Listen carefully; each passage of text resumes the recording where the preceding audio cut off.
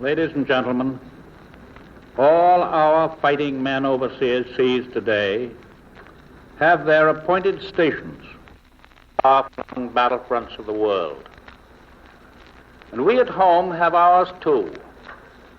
We are proud of our fighting men, most decidedly. But during the anxious times ahead, let us not forget that they need us too. It goes almost without saying that we must continue to forge the weapons of victory, the hundreds of thousands of items, large and small, essential to the waging of the war. This has been the major task from the very start, and it is still a major task. This is the very worst time for any war worker to think of leaving his machine or to look for a peacetime job. And it goes almost without saying, too, that we must continue to provide our government with the funds necessary for waging war, not only by the payment of taxes, which after all is an obligation of American citizenship, but also by the purchase of war bonds, an act of free choice which every citizen has to make for himself under the guidance of his own conscience. Whatever else any of us may be doing, the purchase of war bonds and stamps is something all of us can do and should do to help win the war. I am happy to report tonight that it is something which nearly everyone seems to be doing, although there are now approximately 67 million persons who have or earn some form of income, including the armed forces. 81 million persons or their children have already bought war bonds. They have bought more than 600 million individual bonds. Their purchases have totaled more than $32 billion. These are the purchases of individual men and women and children. Anyone who would have said that this was possible a few years ago would have been put down as a starry-eyed visionary. But of such visions is the stuff of America. Of course, there are always pessimists with us, everywhere, a few here and a few there. I am reminded of the fact that after the fall of France in 1940, I asked the Congress for the money for the production by the United States of 50,000 airplanes per year. Well, I was called crazy. It was said that the figure was fantastic, that it could not be done. And yet today we are building airplanes at the rate of 100,000 a year. There is a direct connection between the bonds you have bought and the stream of men and equipment now rushing over the English Channel for the liberation of Europe. There is a direct connection between your bonds and every part of this global war today. Tonight, therefore, on the opening of this fifth war loan drive, it is appropriate for us to take a broad look at this panorama of world war. For the success or the failure of the drive is going to have so much to do with the speed with which we can accomplish victory and then peace.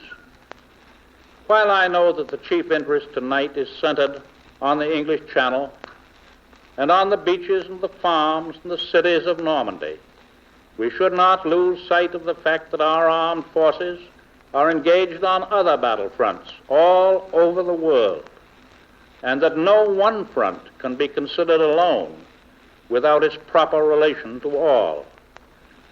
It is worthwhile, therefore, to make overall comparisons with the past. Let us compare today with just 2 years ago, June 1942. At that time, Germany was in control of practically all of Europe and was steadily driving the Russians back toward the Ural Mountains. Germany was practically in control of North Africa and the Mediterranean and was beating at the gates of the Suez Canal and the route to India. Italy was still an important military and supply factor, as subsequent long campaigns have proved. Japan was in control of the western Aleutian Islands, and in the South Pacific was knocking at the gates of Australia and New Zealand, and also was threatening India. Japan had seized control of most of the Central Pacific. American armed forces on land and sea and in the air were still very definitely on the defensive, and in the building up stage, our allies were bearing the heat and the brunt of the attack.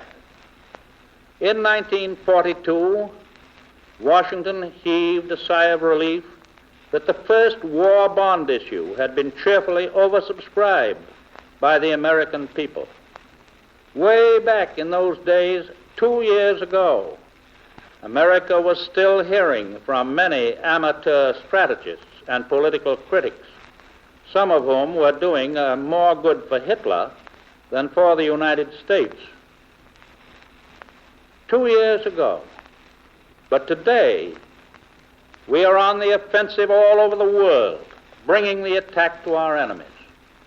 In the Pacific, by relentless submarine and naval attacks, amphibious thrusts, and ever-mounting air attacks, we have deprived the Japs of the power to check the momentum of our ever-growing and ever-advancing military forces.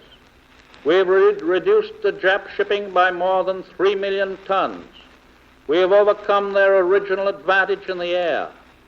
We have cut from a return to the homeland, cut off from that return, tens of thousands of beleaguered Japanese troops who now face starvation or ultimate surrender. And we have cut down their naval strength so that for many months they have avoided all risk of encounter with our naval forces.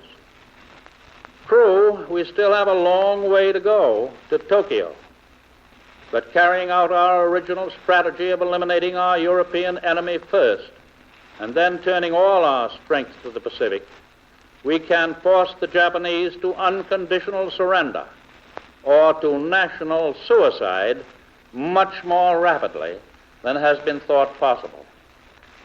Turning now to our enemy, who is first on the list for destruction, Germany has her back against the wall. In fact, 3 walls at once. In the south, we have broken the German hold on central Italy.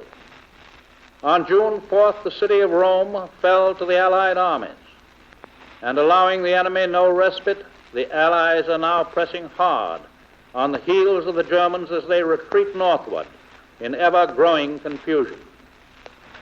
On the east, our gallant Soviet allies have driven the enemy back from the lands which were invaded 3 years ago, and the great Soviet armies are now initiating crushing blows. Overhead, vast Allied air fleets of bombers and fighters have been waging a bitter air war over Germany and Western Europe. They have had 2 major objectives: to destroy German war industries, which maintain the German armies and their forces, and to shoot the German Luftwaffe out of the air.